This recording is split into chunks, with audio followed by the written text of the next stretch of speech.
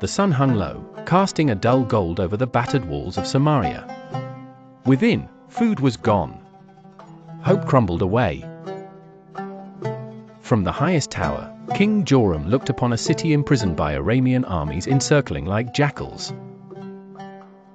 Each day, people wandered the streets in search of anything to eat, roots, scraps, even filth. Shame and hunger pressed upon them like a heavy stone. In the winding alleyways a woman named Rahab clung to her son Eli with silent terror. His voice, once chirping and alive, now barely whispered in her ear. The city's hunger was a living thing, it crawled across walls and into bellies. Rahab remembered laughter. Now, each sound was either the begging for food or the low moans of despair. Another woman, Miriam, lived not far away. She too had a son, Simon, and though she loved him dearly, desperation gnawed at her soul. Whispers spread through the city of unspeakable deeds, of mothers trading their children for meals, of old bonds shattered by the madness of survival. One day, Rahab and Miriam crossed paths in the market square, but it was no longer a place of trade. It was where people gathered to exchange desperation. "Let us survive," Miriam said with haunted eyes. Rahab hesitated.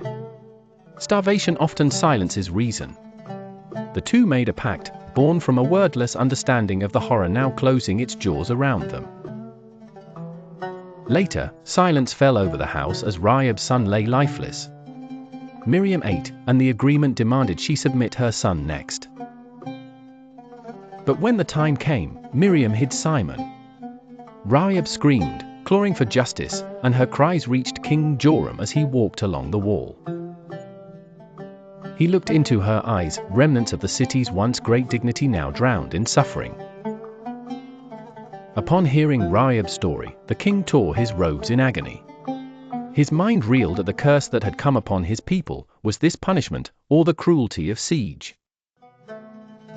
He raged against Elisha the prophet, demanding answers as grief twisted all hope. But in that darkest hour, Elisha arrived at the city gate.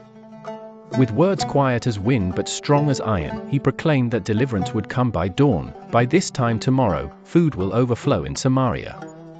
The city mocked him, some with laughter, others with broken sobs. Night passed. In the camps of the Arameans, unseen by Samaria, a rumor of invisible armies thundered through the tents. Soldiers fled in terror, leaving stockpiles of food behind.